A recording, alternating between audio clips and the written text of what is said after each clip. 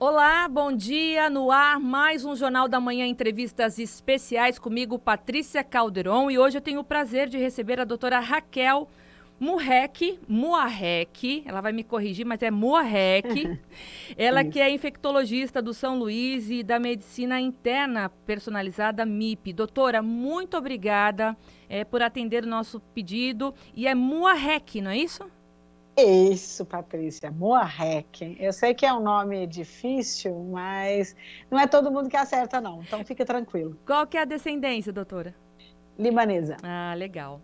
Doutora, mais uma vez, muito obrigada. A gente sabe da importância da sua área, né, da infectologia hoje no Brasil, principalmente falando da Covid. E a gente vai fazer um programa especial hoje falando de Covid e de AIDS, né, porque a gente também tem Sim. novidades na área, né, e inclusive a gente está no mês aí que se comemora, né, o mês nacional, internacional de combate à AIDS. Doutor, eu queria Isso. começar com a Covid e queria já logo falar das variações, das variantes, né, que Tá. estão assustando um pouquinho. E eu li um depoimento da senhora que talvez a gente possa até comemorar essa variação da... É Omicron que se pronuncia? Ômicron. Omicron. Conta pra gente. Olha, Patrícia, ela nos tranquiliza, mesmo tendo aumento de transmissibilidade, aparentemente a virulência, quer dizer, a gravidade desse vírus, ela é um pouco menor. Então, isso já nos dá um pouquinho mais de paz e mais tranquilidade para tratar esses pacientes que, porventura, pegarem essa mutação. A senhora já atendeu algum paciente que tenha sido positivado com a mutação? Então, no Brasil, nós não temos a predominância desta mutação. Ainda é a variante Delta no país, né? O que a gente tem ainda são casos que a gente já estava apresentando pelos sinais e sintomas que são muito semelhantes para a Delta. Nós não temos pegando ainda casos muito leves, com aumento de transmissão domiciliar, ou que venham de viagens diárias que já tenham contaminado. Ainda não. Doutora, eu vou fazer algumas perguntas que de repente podem parecer bobas para a doutora, mas a gente que é leigo, né? A gente aqui é um programa que é utilidade pública e quem está ouvindo a Sim. gente tem várias dúvidas, né? Sim. Uma delas é entender o porquê que essas variantes elas vão mutando assim de uma forma tão rápida e qual é a possibilidade de um dia falar não tem mais variante, está controlado, vai chegar esse dia, vai demorar, como que funciona? Então, olha, vamos pensar como se a gente estivesse pensando naquela época da gripe de 2009. Na época, nós tínhamos um vírus de alta transmissão, que era a influenza, e tínhamos um vírus com alta virulência e gravidade na época. Depois da vacinação, depois do tratamento, nós começamos a ter uma diminuição da virulência. O vírus ficou um pouco mais, com várias mutações, ele apresentou um pouquinho mais de quadros mais leves. E as pessoas foram tendo, com os cuidados, com os isolamentos, diminuindo a sua transmissão. É isso que a gente pensa no Covid. Essa é o que eu gostaria que o vírus tivesse. Ele pode ter as suas mutações, isso é comum porque ele quer sobreviver e ele vai fazendo mudanças na sua forma de entrar. Mas a virulência, que é a gravidade, ele vai perdendo potência de transmissão. Só que a gente precisa não só tomar os cuidados para diminuir essa transmissão, a gente ter também o tempo para fazer os tratamentos de forma ideal. Então é isso. Então nós temos uma história de vírus, né? Na vida inteira nós tivemos quadro de vírus e pandemias relacionadas a eles, e nós estamos tendo uma agora que esta variante mostrou uma baixa virulência, aparentemente. E isso é bom. O problema é que o aumento da transmissão que ela induz, mesmo com Delta sendo predominante, ela pode induzir mutações no seu próprio quadro. Então, o motivo de cuidado é esse. Doutora, o paciente que já tenha adquirido a Delta e por azar aí, enfim, não tenha se vacinado e de repente adquire essa nova variação, essa nova variante, pode ser perigoso? Então, o que mostrou, por ter muita mutação, ela tem uma variação da sua...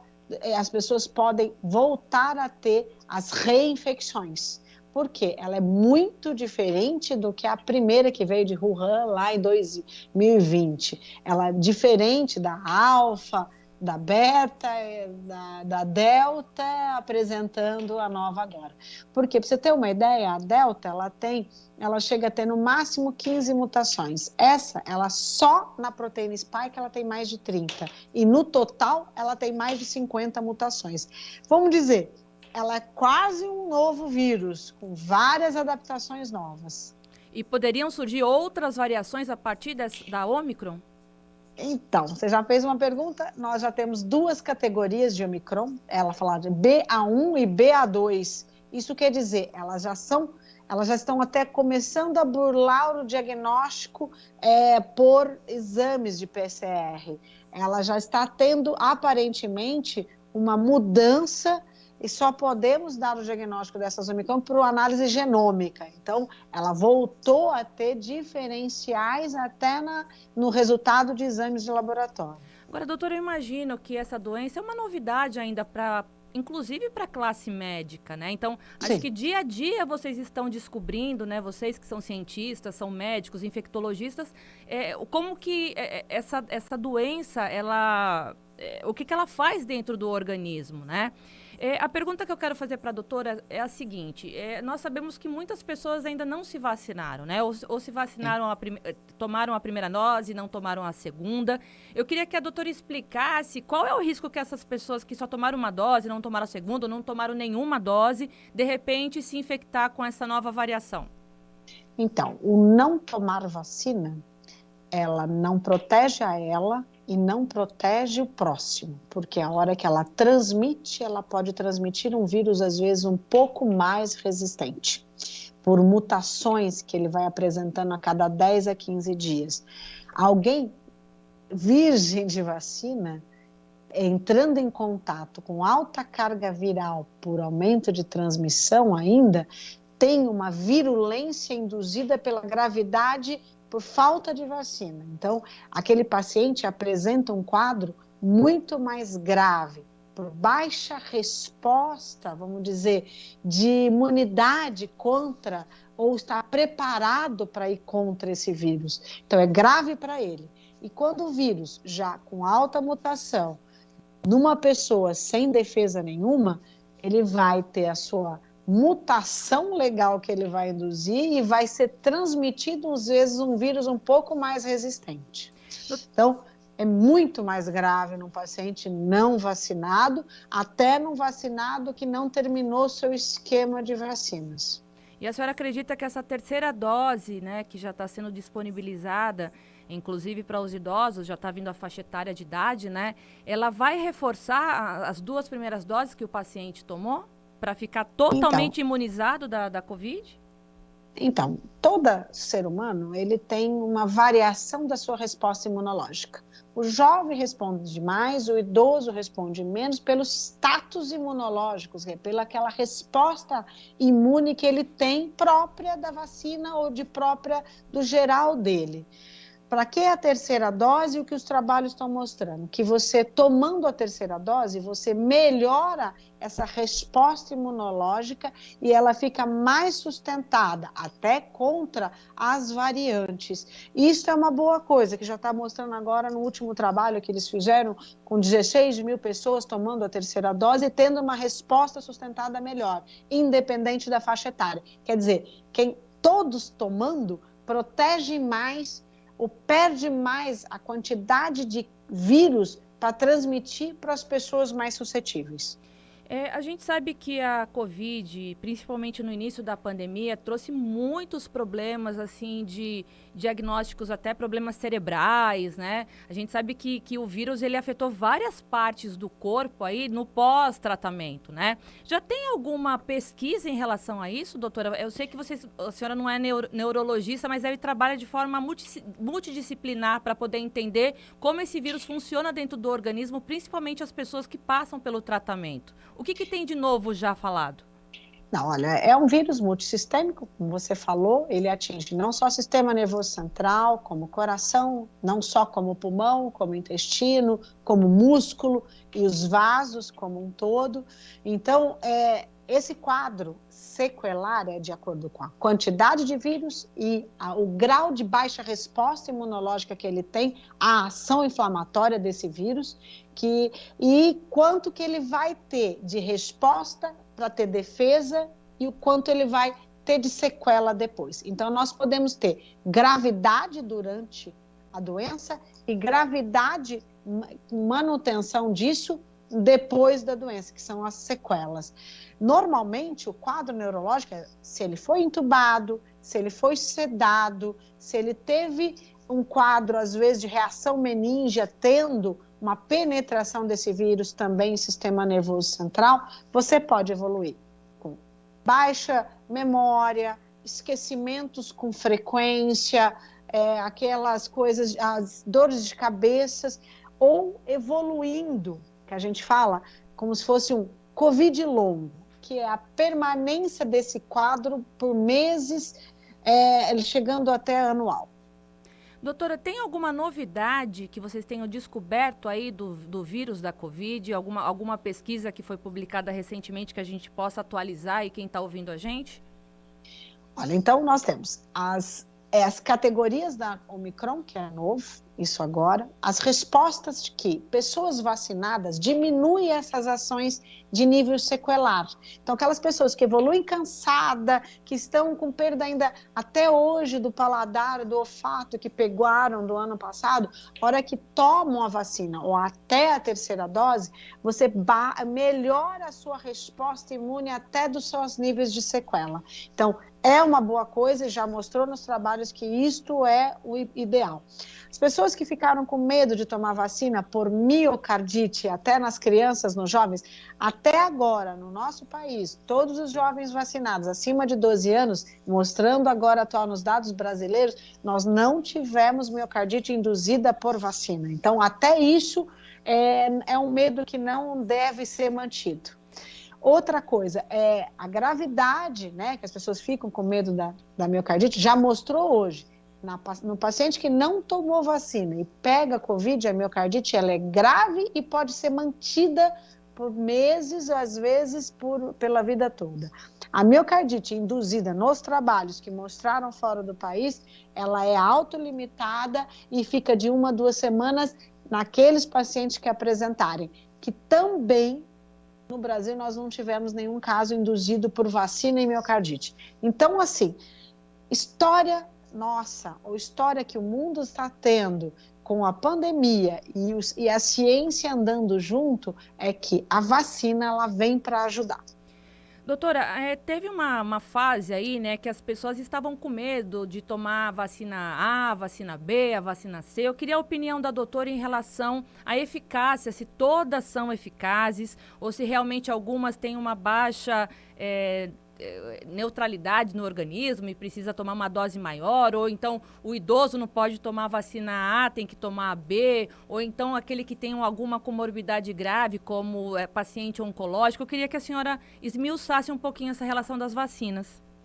Então, as vacinas por faixa etária, pela história das vacinas, a gente tem baixa resposta vacinal nas pessoas acima de 50, progressivamente, 60, 70, 80, 90 em diante. Então, o ideal da vacina, primeiro, é a vacina no braço. Ela não tem diferenciação para o início nas respostas que a gente precisa, que é diminuição de mortalidade e de gravidade.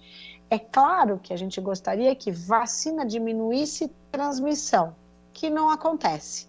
A vacina ela não mexe na transmissão, ela só mexe no sinal, no sintoma e no grau de que você vai apresentar.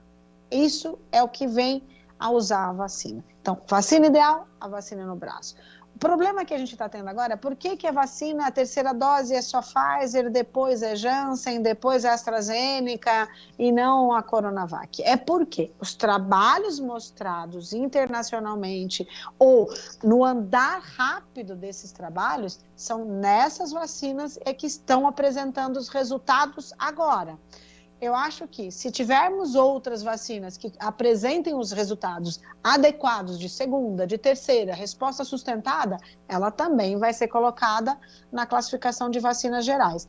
O que é importante é que o mundo não vacina. Por que essa mutação apresentou e estava? Porque a África ela tinha 15% de pessoas vacinadas, então a mutação, onde você tem focos de transmissão e baixa vacinação, você aumenta a potência de mutações. Então, o mundo precisa ver países não vacinados e auxiliar a vacinação dessa população. Doutora, mas no início, pessoas com comorbidades, elas eram indicadas para tomar Pfizer, né?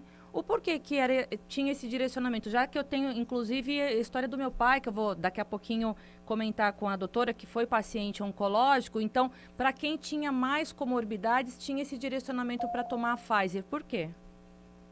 Então, não é que tinha para Pfizer, é que os trabalhos em comorbidades e vacinação eram muito maiores neles. Então, seria a indicação da vacinação de escolha.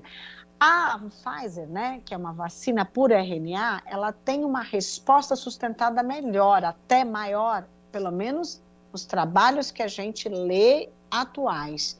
Então, ela tem trabalho rápido, ela vai avaliando precocemente todos os níveis de resposta e uma publicação de vacinas melhores. Então, isto é o que nos ajuda a ter embasamento para melhorar a programação de vacinação no Programa Nacional de Imunização do nosso país.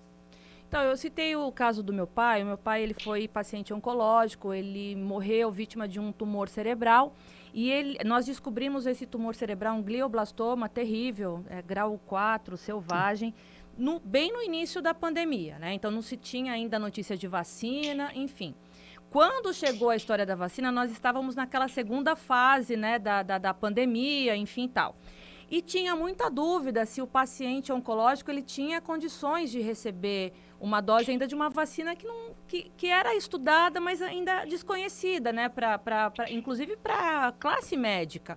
Só que todos os oncologistas foram favoráveis que o paciente tomasse a vacina. Eu vou fazer uma pergunta para a doutora. É claro que a doutora não vai, talvez, poder me responder no caso do meu pai, porque não foi médica dele.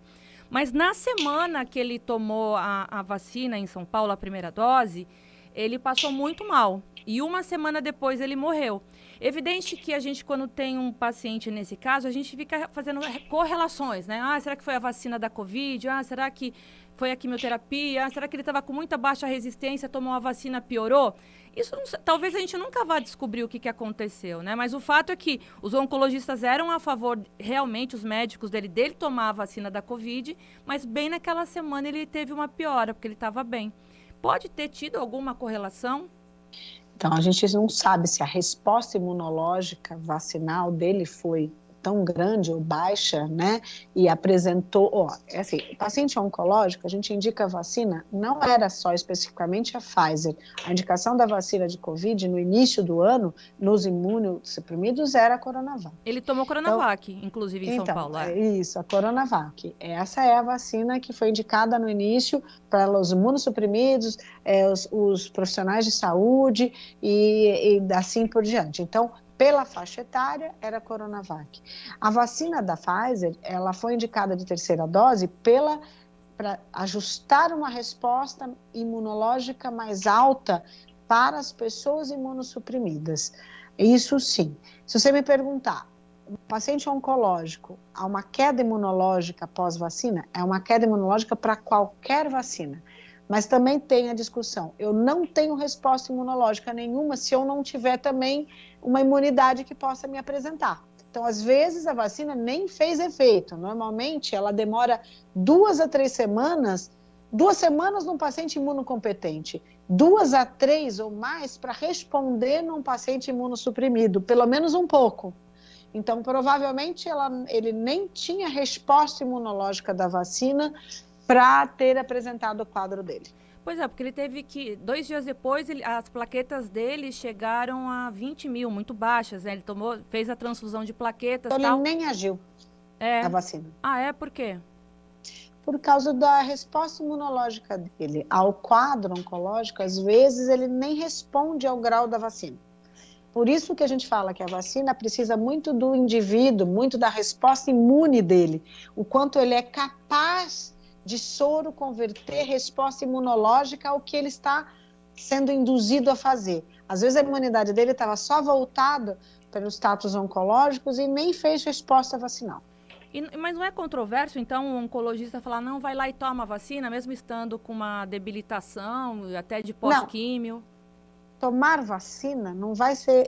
o organismo ele é muito seletivo, tá, Patrícia? Você pode tomar a vacina e não responder a ela, mas não quer dizer que você gastou a imunidade ali e não fez o que tinha que ser feito. Então, a imunidade, ela gerencia para o que ela está gostando mais. Você pode tomar a vacina, às vezes nem responder a ela. Você fala, eu acho que eu estou imune. Quantas pessoas hoje tomam vacina de hepatite, faz exame sorológico e nem tem soroconversão? Então, depende muito da resposta imune dele para responder a essa vacinação. Não é porque tomou a vacina, também baixou a imunidade. Então, a vacina só não agiu. Pode ter ocorrido uma coincidência, né? Que eu, como filha, é evidente que a gente ficou se fazendo 1000 perguntas, né? Sim. Eu, minha mãe, minha irmã. Ah, por que eu dei a vacina? Ah, mas também se eu não tivesse dado, e se ele tivesse pego o vírus. Enfim, isso, até hoje eu tô nesse momento de luto, porque faz só 8 meses, então é realmente uma incógnita que me faz sofrer, mas vai passar.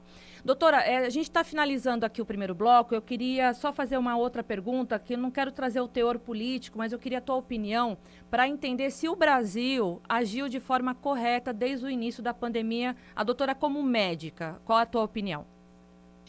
Olha, existe hoje todas as condutas de portos e aeroportos, as pessoas do ir e vir, né, as necessidades de restrições por doença. Nós já temos essas discussões no mundo inteiro, chama-se medicina do viajante. É o quanto você tem a capacidade de, ou quando você vai num país, saber o que é mais comum e mais prevalente de doença naquele país. É claro que todos os momentos, não vou discutir aqui pautadamente primeira onda, segunda onda, ou as respostas de ministros ou não, ou de secretarias, ou estados, ou municípios. O que a gente tem é que as condutas pela Organização Mundial de Saúde, com portos e aeroportos, também são claras.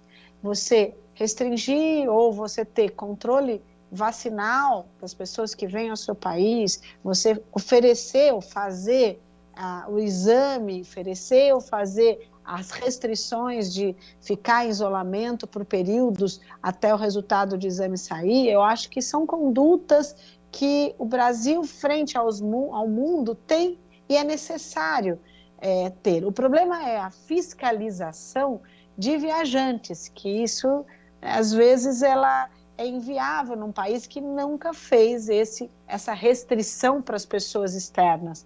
Então, eu acho que nós precisamos também aprimorar os nossos controles, o nosso porto e aeroporto, e fazer essas medidas de uma forma mais homogênea, igual ao resto do mundo. Para você entrar nos Estados Unidos, você tem que fazer o exame, você tem que ficar restrito a 14 dias, isso vai para qualquer país que você for, né? Eles perguntam da vacina. Para nós, a gente precisa também igualar o que o mundo faz. A senhora é a favor do passaporte vacinal?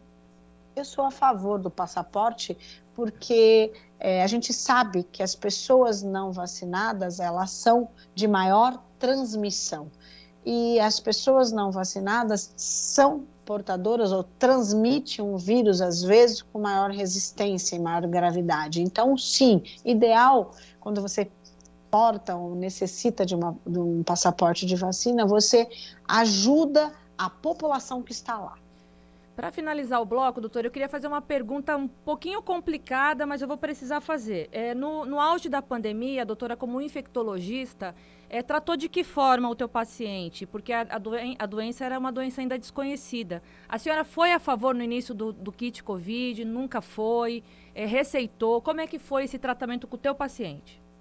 Olha, isso aí é aberto em toda a rede desde o início. Eu cheguei a atender de 30 por dia, 70, 100 pacientes dia de Covid.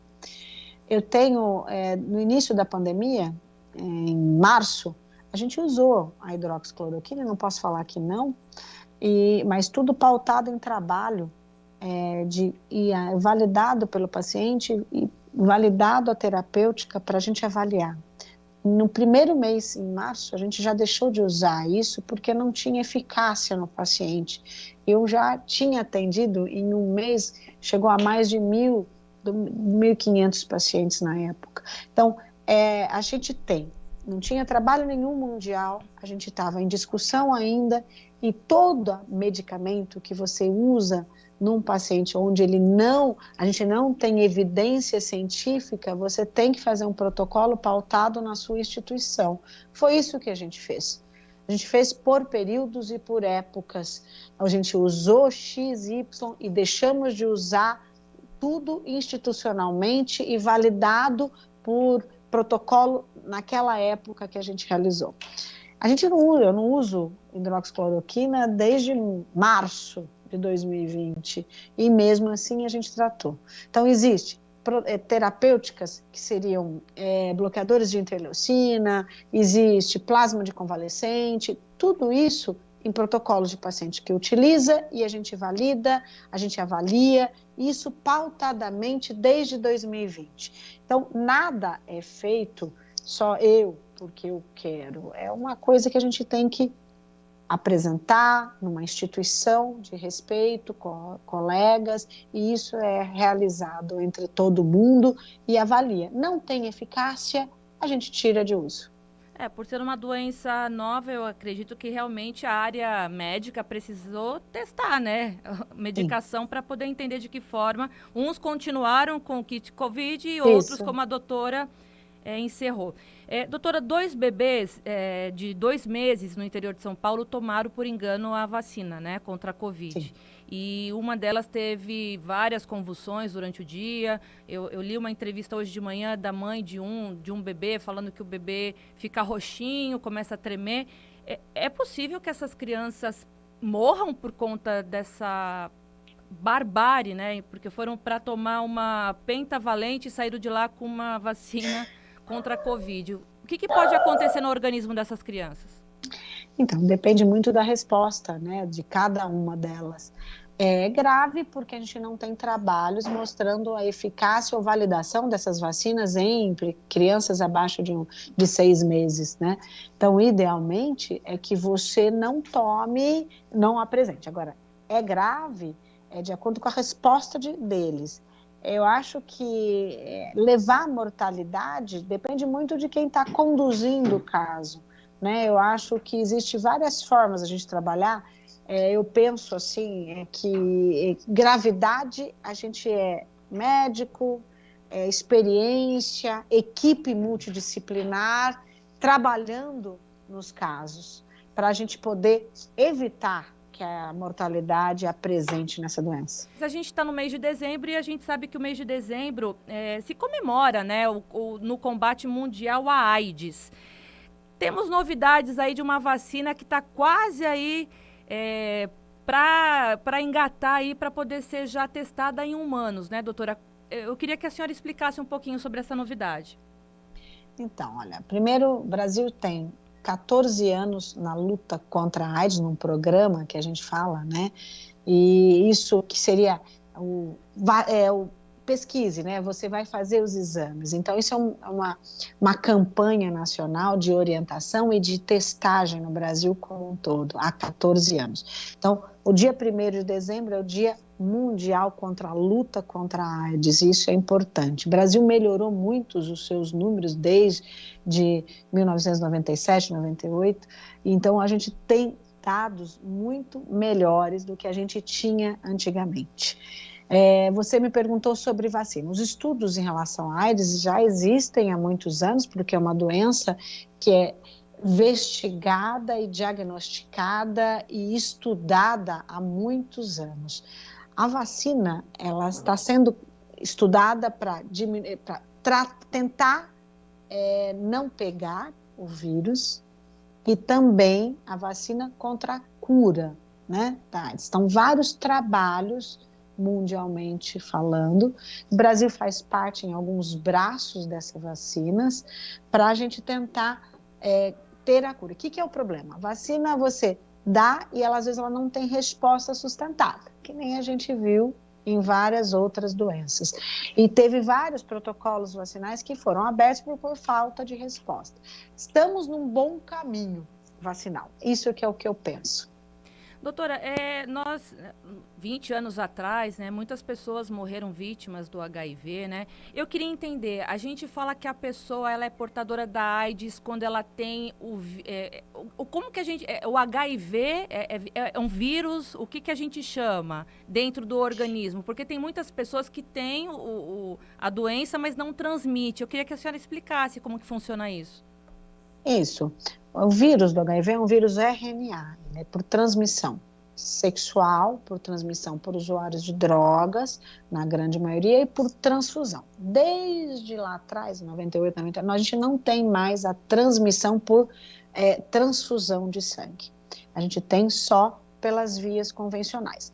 Para você ter uma ideia, nos nossos dados hoje, que a transmissão ainda sexual, ela corresponde a pelo menos, nos dados últimos, 52 é por exposição homossexual.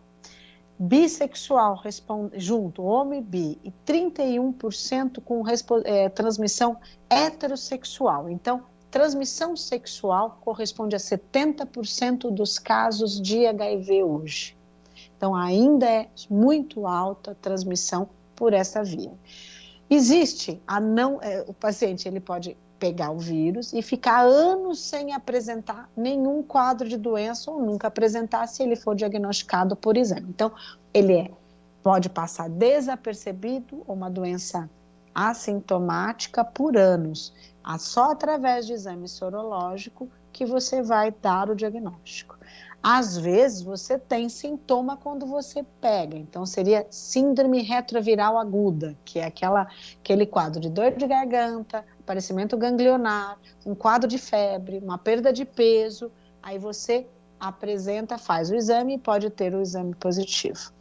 Existe o tratamento de quem tem várias formas. Então, vamos lá. Tratamento preventivo, quando você tem risco e você quer fazer o PrEP, que seria o programa de uso de medicamento profilático para que você não pegue o HIV. O governo também banca isso em protocolos e ele é feito o segmento desses pacientes a cada 3 meses com exame.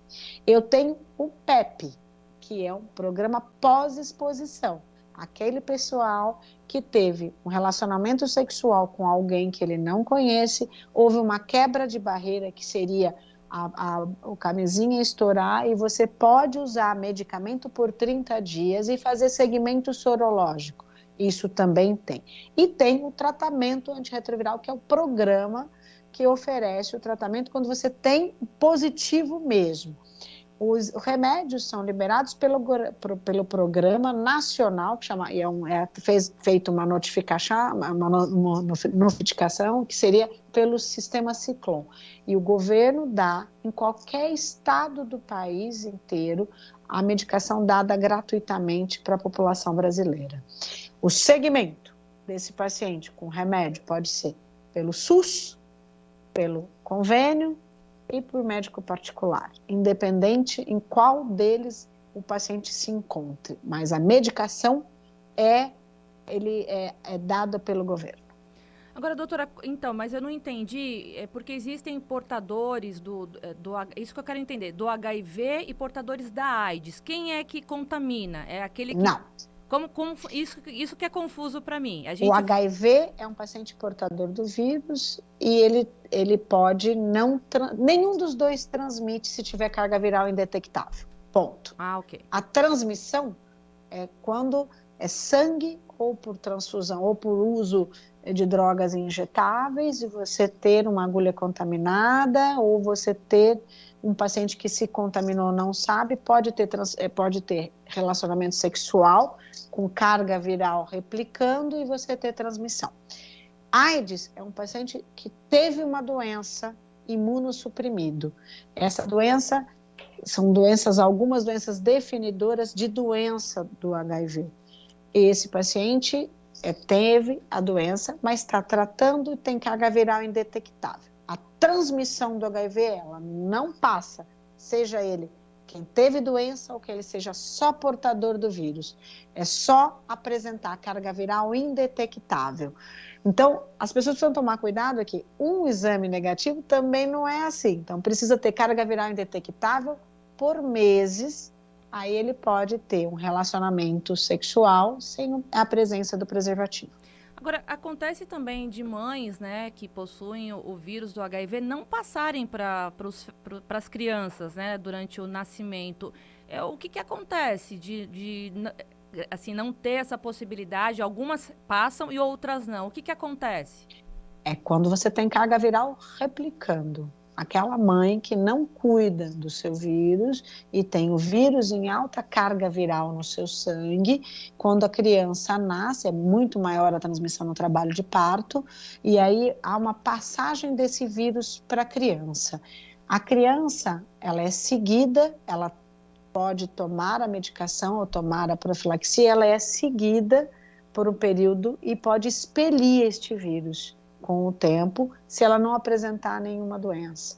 Então, o cuidado é o seguinte: uma mãe, seja ela positiva, ela não transmite para a criança se ela tomar o seu coquetel, ter uma adesão 100% à medicação, ter uma carga viral zerada, ela não transmite esse vírus à criança quando ele nasce. Agora, o coquetel não pode prejudicar a formação desse bebê? Não tem. Tanto que a criança, quando nasce, ela também pode tomar a medicação. Doutora, eu não sei qual que é a sua opinião, mas com a evolução dos tratamentos, né, muitos pacientes com HIV vivendo normalmente, claro. A senhora acredita que a questão da exposição sexual, ela aumentou porque as pessoas, se eu pegar AIDS, eu vou lá, tomo um coquetel e tá tudo bem. A senhora acredita nesse comportamento? Não existe esse comportamento de pessoas que acham que já virou uma doença banal e eu tal. Mas o que eu gostaria que todos entendessem existe profilaxia. Se você que quiser ter risco sem conhecer o parceiro e não usar preservativo, você tem medicamento que pode ajudar você não pegar este vírus, que seria o PrEP. Você pode ter risco súbito por quebra desse preservativo e você ter medicação para usar por 30 dias para evitar pegar o vírus. E você tem, quando você já pegou, a medicação de tratamento. Então, nós temos medidas preventivas que nos ajudam a não pegar. Então, acho que conhecer isso é muito importante para que todos tomem o seu devido cuidado. Se você tem um parceiro fixo, você faça exames para ver se nenhum deles está. Você tem alguém positivo, mas ainda está com carga viral replicando, você tem que usar preservativo para não transmitir para outra pessoa. Se você tem uma carga viral negativa ou indeterminada e já tem um tratamento seguindo corretamente, você pode ter uma relação sexual desprotegida, desde que você tenha um parceiro fixo também e de que você faça isso de forma correta. O que as pessoas precisam entender é que não existe só o HIV, existem as outras DSTs. Uhum. Então, você não transmite o HIV, mas você pode pegar gonorreia, você pode pegar clamídia, você pode pegar o HPV, você pega o herpes, você tem várias outras doenças, hepatite, a hepatite A. Então, existe várias outras DSTs que se pegam por ausência de preservativa em relacionamento que a gente fala que a gente não conhece o parceiro que está fazendo. Doutora, por muitos anos o paciente com HIV ele sofreu preconceito, né? Porque infelizmente. Uma doença triste, uma doença que realmente matava mais rápido, né? Se a gente for falar de 20 anos atrás. Mas hoje, a gente trazendo para o cenário de hoje, você sentar numa mesa, comer no mesmo prato que um paciente com HIV, usar um talher, usar o mesmo banheiro, eu queria que a senhora explicasse para desmistificar tudo isso, né? Porque não é dessa forma que se transmite o vírus. Não. A transmissão do vírus é por via sexual com alguém replicando. Copo, beijo, abraço, talher, não há transmissão nenhuma de vírus. Tá? Então, isso é muito importante para a gente desmistificar que o HIV se pega por abraço, por chegar perto, por dormir do lado. Não, isso não há uma transmissão dessa forma. Então, acho que agora também não transmitindo, quando você tem carga viral indetectável, também é um ganho para a família, as pessoas. Outro detalhe importante, Patrícia, o paciente HIV masculino que vai ter um filho, ele não passa, o espermatozoide não tem esse vírus. Se ele tem carga viral indetectado, ele pode ter relação sexual desprotegida com a sua esposa e ter filhos e não ter filhos positivos. Antigamente a gente falava que a gente precisava ter, a gente não tinha segurança que o líquido semiótico que envolve ou fica perto do espermatozoide ainda tinha o risco da transmissão. Hoje nós sabemos que não. Então, paciente tratando carga viral indetectável é vida que segue igual um paciente com pressão alta, com diabetes, com qualquer doença crônica nesse país. Mas indetectável, né? Porque se for diferente disso, o homem passa para a mulher, né? Indetectável. Então, vamos falar aqui, eu vou mostrar só uns dados, que não é que não passa, que não é que a gente não tem diagnóstico. Isso. De 2007 até junho de 2021, foram notificados 3.800 casos novos de infecção pelo HIV. No ano de 2020, foram notificados 32 mil casos novos de HIV. Então, não houve diminuição. Houve uma diminuição por uma parte, mas as pessoas continuam não se cuidando e ainda temos muito caso novo. Diminuiu, mas temos ainda. Em relação ao sexo, 70% é em sexo masculino, desses casos, desses 32, e 30% em mulheres. O usuário de droga corresponde a 1 a 2%, quer dizer, o usuário de drogas nós tivemos menos números de caso, mas tem ainda, tá? A relação ainda é 28 homens para cada 10 mulheres. Ainda temos muito caso ainda que a gente precisa. Se você tem risco, vá se testar. Esse é o campanha nacional nessa luta, teste-se, vá fazer o exame. O posto de saúde tem um exame de graça para toda a população, além de ter preservativo de graça em todos os postos para isso. Mas tem que lembrar também, né, doutora, que tem aquela janela imunológica, né? Então, se você se transmitir, se você acha que foi infectado hoje, o vírus não quer dizer que ele já está incorporado amanhã no organismo. Eu queria que a senhora explicasse essa janela imunológica, para ficar claro. Olha, como toda infecção viral, ela tem essa janela que você falou. Então, para cada doença, dengue é 3, 4 dias, citomegalovírus, que é uma infecção viral, é 2, 3 semanas, chikungunya também 7 a 10 dias, e assim vai. Cada doença viral. Covid chegou a um período de transmissão de 14 dias, como a gente já teve visto agora. E o HIV, se você entrou em contato com ele hoje, você vai ter exames negativos, podendo ter negativo em 6 semanas, 3 meses, e pode ficar positivo nesta relação de hoje em até 6 meses. É claro que pela curva de Gauss, você tem menos chance de ter o exame positivo em 6 meses e ter mais chance de ter ele positivo em 6 semanas. Mas ainda existe o risco. Então, quem vai ter relação com pessoas desconhecidas ou quebra de barreira, existe o remédio que você pode tomar depois disso. Se você não se protegeu e você vai precisar fazer exames para este relacionamento sexual, em 6 semanas, em 3 meses, até em 6 meses. Doutora, e a saliva, hein? A saliva foi como que eu posso dizer? Por muito tempo, foi dito que a saliva também transmitia, né? Então, um tempo agora atrás, a gente falou que a saliva não tem esse grau de transmissão, né? Durante o beijo. Mas é possível? Tem casos de pessoas que pegaram HIV pela saliva? Então, existe um único trabalho há muito tempo atrás, vamos dizer, na época inicial do HIV, que houve uma discussão de transmissão de um paciente por saliva, mas é porque ele estava em tratamento dentário e tinha manipulações dentárias com presença de sangue recorrente e, com certeza, provavelmente, hoje a gente já sabe que ele estava com carga viral replicando, apresentando essa transmissão maior, provavelmente por manipulação dentária. Então, que a gente fala que é aquela abertura, né? As fissuras que tem na mucosa da boca, né? Por isso que também é importante a ida no dentista ser feita com segurança, né?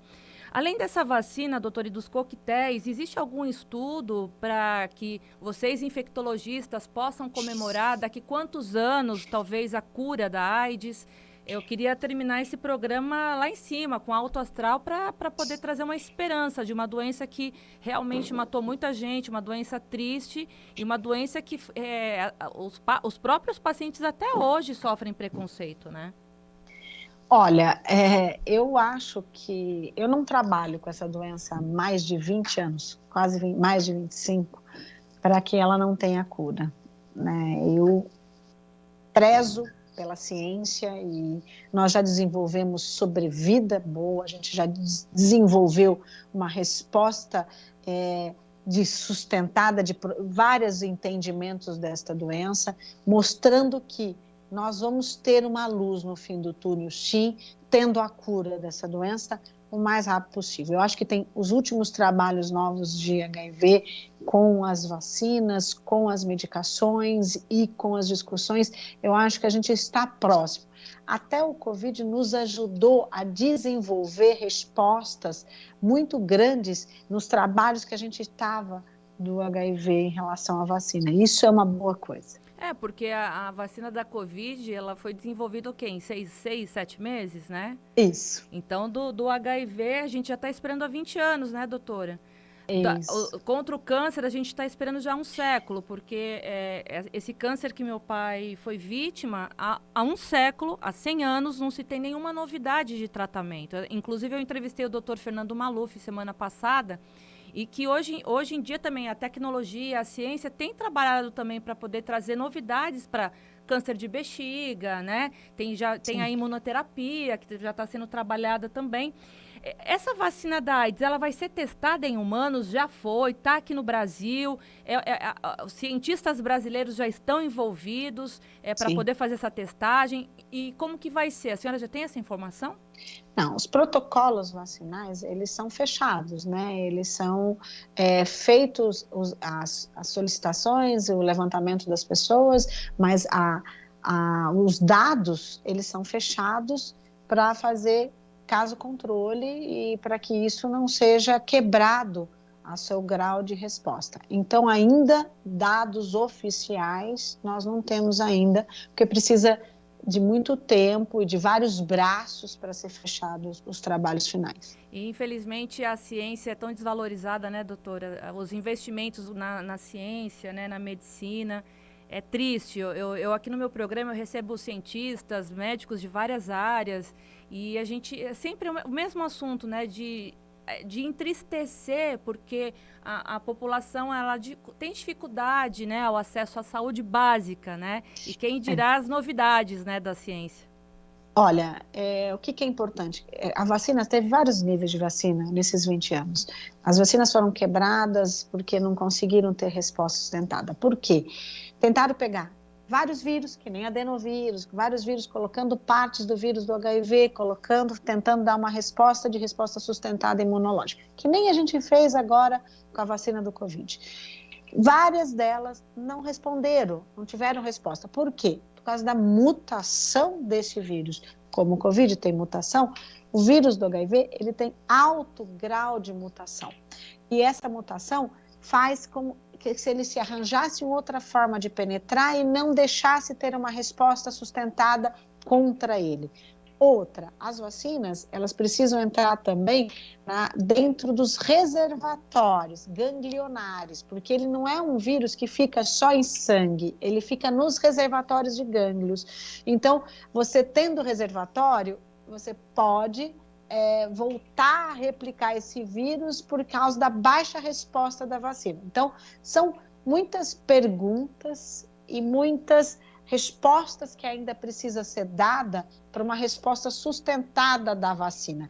Ela atingir reservatórios, ela atingir imunidade com soro resposta e tentar, toda vez que um vírus saia, tentar matá-lo naturalmente ali dentro sem ter problemas imunológicos da pessoa. Então, temos ainda um caminho grande, mas eu acho que andamos muito em relação ao HIV, na sua forma, nas respostas no dado do Brasil, que a gente melhorou muito. Ainda, eu acho que é importante mostrar que a única faixa etária que houve aumento é dos 20 aos 29 anos, que são as pessoas que têm menos proteção. Isso que você falou, que eles não acreditam muito, já que existe tratamento, eles também não usam muito preservativo. Então, houve um aumento na faixa etária dos 20 aos 29 anos, nos dados atuais do HIV. Então, acho que isso é a única necessidade que a gente precisa, é que as pessoas se protejam, se conheçam o seu parceiro, se testem antes de se ter ou ter o risco. Doutora, muito obrigada pela sua participação. Eu acompanho a doutora nas redes sociais, o seu trabalho super respeitado em São Paulo, no Brasil todo. E para mim foi uma honra, né, bater esse papo aqui para a gente poder falar sobre Covid, sobre AIDS, temas tão importantes da sua área. Eu só desejo muito trabalho para a doutora, mas que não surja mais nenhum vírus para enlouquecer mais a população. Muito obrigada, viu, doutora Raquel? Patrícia, eu agradeço a você, a Jovem Pan, Ceará e junto. Eu acho que nosso Brasil ele é grande e a informação tem que chegar para todos, em todas as esferas. Isso é super necessário. É uma área difícil, a infectologia, sim, é uma área que está se misturando com a parte não só imunológica, com respostas, ação multivariada de várias doenças, né, no mundo, e graças a Deus a informação chega na população. Isso eu agradeço de muito, ter o prazer e ter a honra de ajudar o próximo, informando para que ele se tome cuidado e se cuide. Parabéns pelo seu trabalho, e para quem perdeu essa entrevista imperdível da doutora Raquel Moarec, acertei agora, infectologia do Hospital São Luís e da Medicina Interna Personalizada MIP. Pode acompanhar no YouTube, nas nossas redes sociais, podcast e aqui pela sua Jovem Pan News Fortaleza, no programa de sábado, programa especialíssimo. E a gente se vê numa próxima oportunidade, doutora Raquel. Muito obrigada. Eu que agradeço. Beijo a todos. Beijo, abraço. Bom, e para você que ficou comigo até agora, muito obrigada, e a gente se vê sábado que vem com mais uma entrevista especial aqui no seu Jornal da Manhã. Tchau!